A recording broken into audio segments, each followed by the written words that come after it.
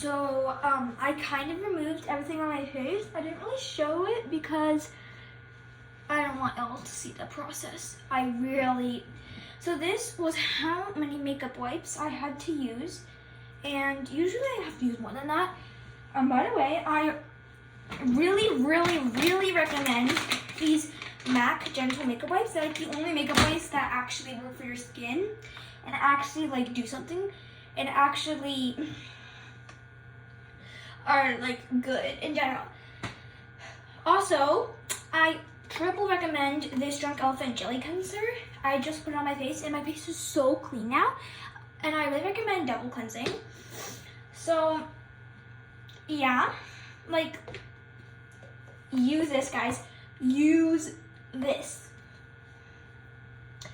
And make sure to comment down what your favorite cleanser is, because I'm all open for recommendations because my dance competition makeup is not coming off easily.